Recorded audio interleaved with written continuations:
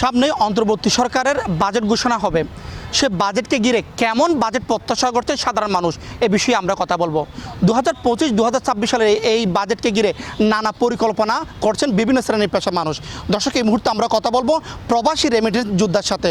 আমরা এই মুহূর্তে কথা বলবো যারা প্রবাস থেকে দেশে ছুটিতে এসেছেন এমন কিছু প্রবাসীদের সাথে, তারা কেমন বাজেট দেখতে চান। প্রবাসীরা এখানে বিদেশে মাটিতে রেমিটেন্স যুদ্ধ, আমরা মুক্তিযুদ্ধের পরে আমরা সবচেয়ে সম্মান পাওয়ার দরকার ছিল প্রবাসীরা, কিন্তু আমরা প্রবাসীরা এখন সবচেয়ে অবহেলিত।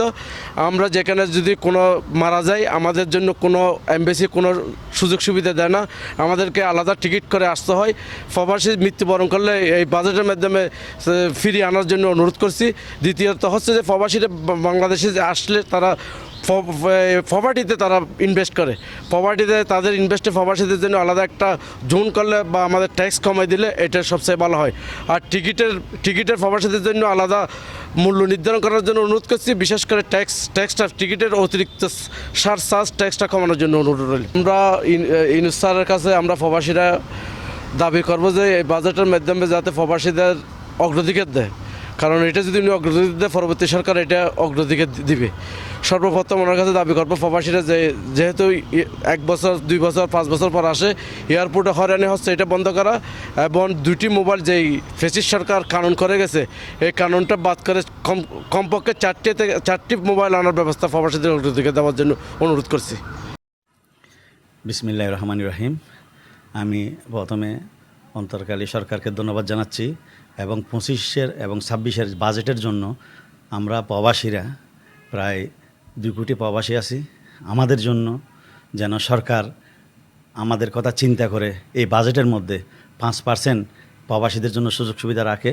এর মধ্যে একটা হবে যারা প্রবাসীরা ওখানে মারা যাবে তাদেরকে ফিরিতে আনার জন্য, আরেকটা হবে যারা এখানে দেশের মধ্যে আছেন তাদেরকে 20 বছর পরে বিদেশ থেকে চলে আসছে তাদেরকে 2 লাখ টাকা 1 লাখ টাকা বিনা সুদে তাদেরকে সহযোগিতা করবেন।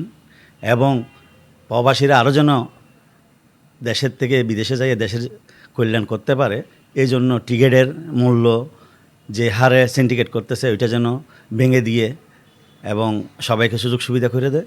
দ্বিতীয়ত এই যে প্রবাসীরা আছে এয়ারপোর্টের মধ্যে হয়রানি হচ্ছে এবং এই যেহেতু এমবাসির মাধ্যমে কোনো সুযোগ সুবিধা অনেক কিছু পাই না, এগুলো যেন সুযোগ সুবিধা পাওয়ার জন্য বিভিন্ন ক্ষেত্রে তাদেরকে মূল্যায়ন করে প্রবাসীদেরকে, এবং প্রবাসীর পরিবার যারা এখানে দেশের মধ্যে আছে তাদেরকে যেন মূল্যায়ন করে, তাদের বাচ্চাদেরকে যেন সুযোগ সুবিধা দিয়ে লেখাপড়া করার জন্য তাদেরকে যেন প্রতিটা সেক্টরের মধ্যে তাদেরকে রাখে একসাথে।